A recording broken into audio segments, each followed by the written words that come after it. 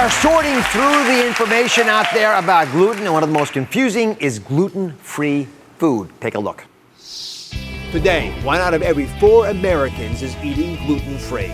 And although gluten adversely affects the health of only roughly 1% of the population, more and more Americans are going gluten-free because they think it's beneficial to their health. And food marketers have caught on, big time. Since 2012, sales of gluten-free products have risen 63%. Last year alone, more than 4,500 gluten-free products were introduced. Now, some manufacturers of foods that never contained gluten to begin with are labeling their products gluten-free, just to boost revenue. The gluten-free frenzy is expanding into pet food, cosmetics, cleaning supplies, even water. Today, we cut through the confusion and tell you what you really need to know about what is and isn't gluten-free. Dr. Mark Hyman is back to help sort through gluten-free foods so you really know what you are getting. Now, many people are buying gluten-free for different reasons, even if they don't have an allergy or a sensitivity. So what do you think is the number one misperception about gluten-free foods? Well, I think the biggest problem is that people think that gluten-free is healthy, so that if they buy gluten-free food, that it's healthy. But gluten-free cake and cookies is still cake and cookies. In fact, it may be worse than regular cake and cookies. Why? Because when they take out the gluten and the wheat, they have to replace it with something to make it edible.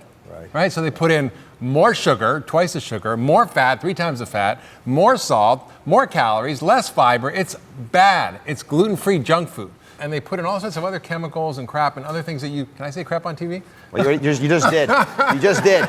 You said FLC before. That was your code for it. So, it's just such bad stuff. It's not real food. Yeah. So, I always say, guess what's gluten-free? An avocado is gluten-free. Yeah. An almond is gluten-free. An egg is gluten-free, right? Yeah. I always say, if it has a health claim on the label, like low fat or low this or more of this, it's probably bad for you, right? If it has a health claim, I probably wouldn't eat it. And if it's easier to remember things, just eat real food. If it has an ingredient list or a barcode or a nutrition facts label, right? Be careful. Be careful, right. So there's something you brought up before the segment that I didn't know about, and that's the reality that there's not a lot of regulation about what gluten-free even means. And a lot of times there's a little bit of gluten in gluten-free foods. Right, it's very hard to get all the gluten out of gluten-free foods. If it's an avocado, it's gluten-free, right?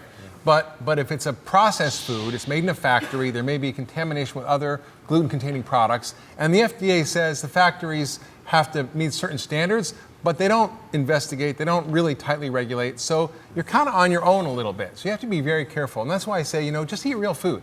But the little bit of gluten in gluten-free foods is probably okay unless you've got celiac, right? If you've got celiac, then you need the no-fly zone. You can't, have no gluten. Coming over, the next truth is that you probably going to pay more money at the checkout counter. Shoshana's here from our audience. How are you, Shoshana? Hi. Shoshana went shopping for us. She's been shopping gluten-free for 3 years. Why'd you go gluten-free? So 3 years ago, I became very ill. I had the brain fog, the bloating. I started to get severe intestinal and back pain, depression, eczema. I had some extreme symptoms. You had that whole list of problems. And did it help you when you went gluten-free? So I went to an allergist and he recommended I go gluten-free. And I did. It was hard, but I did it. And 3 years straight without it, all my symptoms have disappeared. And I'm actually... Good for you.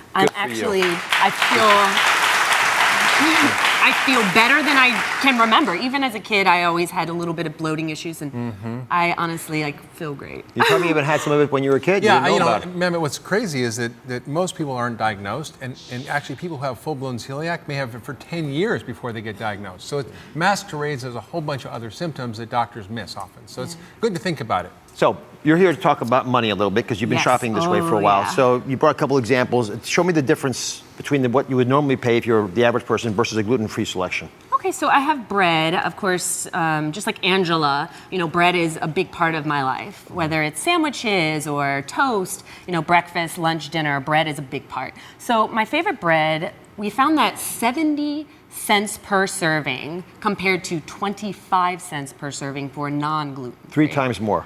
Yeah. And how about this beautiful muffin over here? So muffins, like you were saying, like sweets, brownies, cookies. A muffin is $2 per serving compared to $1 per serving for a non-gluten. Yeah. So think about this, guys. They're charging you a lot more.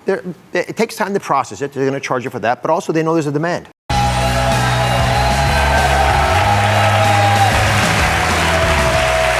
want you to meet a family who's made going gluten-free drama-free. They've been sharing their journey on their blog, No Gluten, No Problem. And now they're going to share their common sense guide to eating gluten-free with all of us. The Bronskis are here. Welcome to the show. We got Dad Peter, Mom Kelly, and their kids Maren, Charlotte over there, and little Timothy.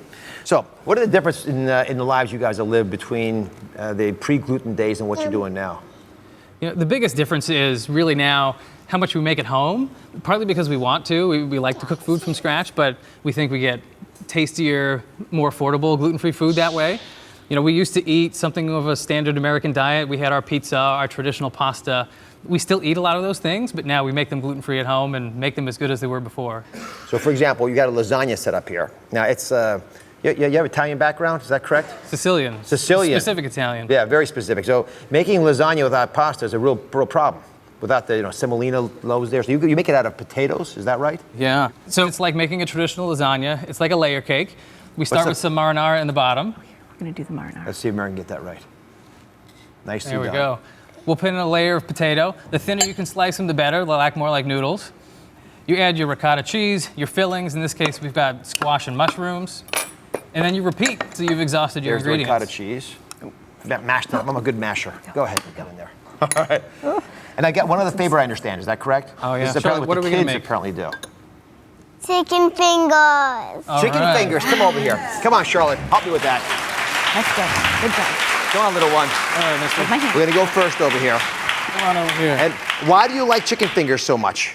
Whoa. Let me get up here. Oh. You see all those lights? Why do you like this chicken fingers so much? Because they taste crummy. Maybe it's the crispy crunch. What do you think of that? Yes. Okay. So how do you make them? So we're gonna make chicken fingers like you would make traditional chicken fingers. We're gonna start with chicken tenderloins, dredge them in some gluten-free flour. You'll give them a basic egg wash so that the breadcrumbs have something to stick to. And then Charlotte, can you help Dr. Oz season the breadcrumbs? So Charlotte, why don't you go ahead and those little bowls in front of you, take some pinches, and we'll put those into the bowl with the crumbs. Good job. Big There you sandwich go. in there like that. And be generous. Yeah. Flavors are good. All right, Charlotte, take it away now, Tigers. Let's see what you do here. Oh, yeah, do it that way. There we go. That's what I do. When I do that on the show, I get criticized. When she does it, you applaud. Charlotte, you're a star. You flip it over. If I flip it over, I'll be getting, they'll be tweeting me tomorrow about how I'm not worried enough about sanitation issues. Okay. Yeah, put it over here. See, next then- time I'm doing exactly what Charlotte's doing. That's the right way to do it. Nice for you, good for you. Now, when you're done, it looks like that. Is that what it looks like? Now, you can't take a bite of that because your hands are dirty, so I will feed you. I made these myself before the show. I'm kidding, I didn't do that at all. Listen, thank you very much for being here. I really enjoyed it. Thank you so much. Very My cute. pleasure. Thank you for watching. Don't forget to subscribe and turn on notifications so you never miss out on new videos to live the good life.